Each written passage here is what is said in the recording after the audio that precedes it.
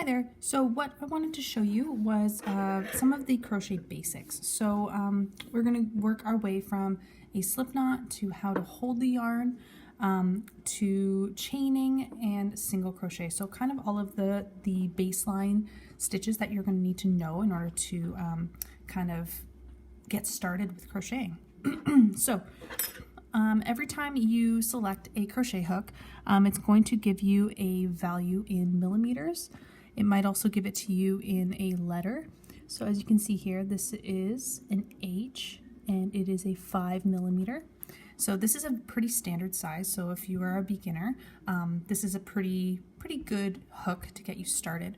Also, whenever I hold my hook, obviously people hold their hooks differently. I'm just going to show you the way that I do it, and you can obviously adapt as you go. I hold it kind of like a pencil. So I kind of hold it like this, and then what I'm going to do is I'm going to show you how to do a slip knot first. So in order to do a slip knot, you're going to hold the yarn in your left hand. You're going to wrap it around 2 fingers, and you're going to create an X. And then once you've created that X, you're going to reach under your fingers. You're going to grab the yarn that hasn't been used yet, and you're going to let your fingers slide out. You have now created something that looks like this. Now if you take the 2 ends and you pull them together, you're going to create a little knot. And now what makes this knot so special is that you can actually pull it and it will completely vanish, hence the name Slipknot. It slips right out. So once again, you go around, create an X, you reach under, grab that yarn, pull it like that. This is where you're going to insert your hook. So that's a slip knot, and if I pull, not too tight because we want to make sure our hook can get through the loop as we work. So what we're going to do now is I'm going to show you how I hold the yarn. Once again, there's lots of ways that you can hold the yarn, but what I like to do is I like to pinky swear the yarn. That's kind of my little catchphrase. So what I'm going to do is I'm going to take my pinky and I'm going to pinky swear the yarn. I'm going to open my hand up, and as you can see, it's just looped around my middle or my pinky finger. Then I'm going to turn around and I'm going to grip the yarn with a fist and turn back up. So if I do that again, I'm going to pinky swear, open up my hand to grab the yarn and turn over. I'm then going to stick up my middle finger or my index finger, use my middle finger and my thumb to grab hold of where that slip knot is, and that is it for holding it. So let me do that one more time, nice and slow.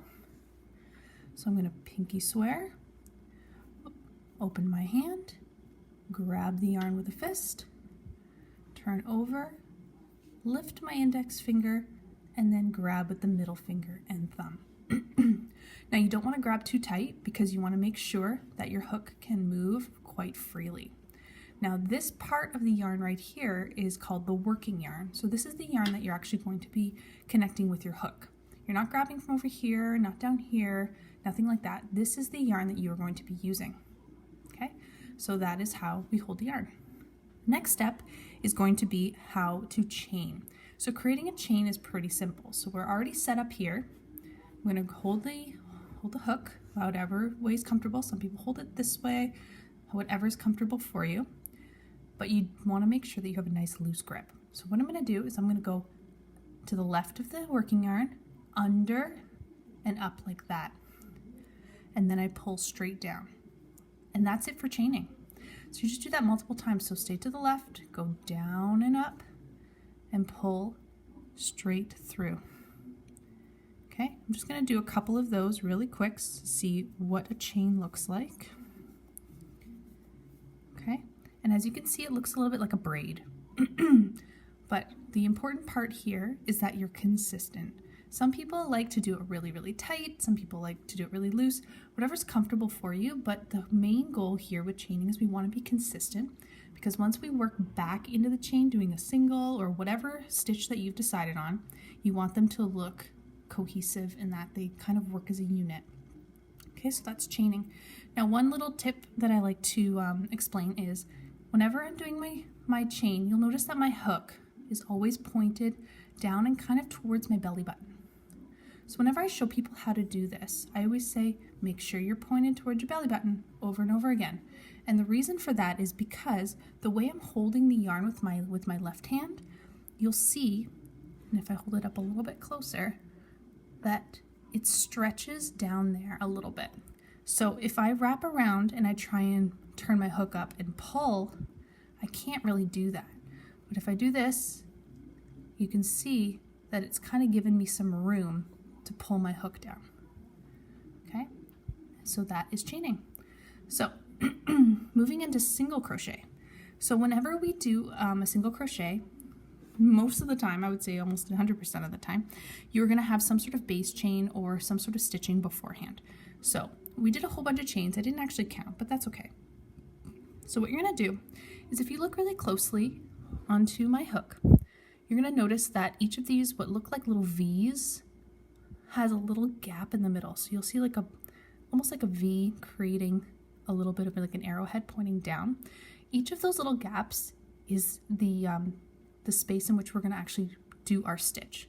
So the one that's closest to the hook, so this one right here, is too close to work in. So you're going to skip that one and go to the next one. So I'm going to go ahead and I'm going to insert into that second hole, creating 2 loops on my hook. I'm going to wrap around, pull through just the 1 loop, and then I'm going to wrap around and pull through the 2 remaining loops that are on my hook. And that is a single crochet. And you know that you've completed it when you see that little bit of a stretch there. So you can see the next hole right beside it. That is going to be our next chain that we work in with our single crochet. If it's kind of a larger stretched hole, it means you do not need to work on that one anymore. So we're going to go into the next hole, wrap around, pull through 1, wrap around, pull through 2, and there we go. Hole's been stretched, and go to the next one. So I'm going to do it a little bit faster. Pull through 1, pull through 2, go to the next one. Pull through 1, pull through 2, and we'll do one more. Pull through 1, pull through 2. Okay, so once you get to the end, so I'm going to fast forward.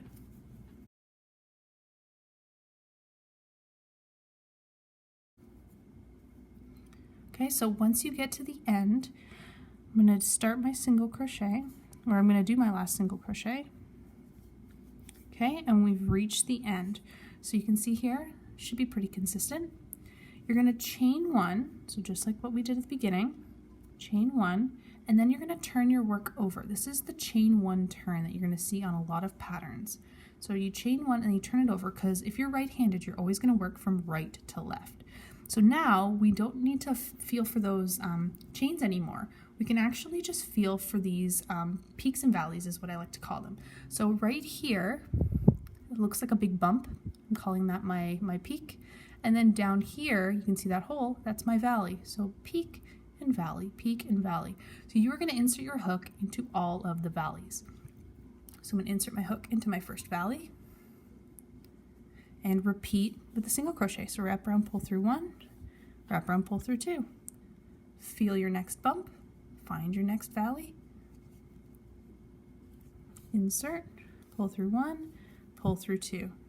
Okay, and a lot of experienced crocheters, they actually feel the need to just feel their work as opposed to actually looking. So you're going to notice once you're really comfortable, especially with the single crochet, you're going to be watching TV and realizing, wow, I just did that entire row without looking. So when you get a good feel, then you know you're doing a good job. Okay, now the last thing I'm going to show you in this video is the very last stitch in your first, when you do chain 1 turn for the first time and then work your way back. You're going to notice that you feel that peak, but you don't necessarily feel a valley. There is a valley at the end here. So if you look really closely, you can kind of see it, a little bit of a darkening right there. So that's where actually the last stitch is. And this is why it's so important to count your stitches.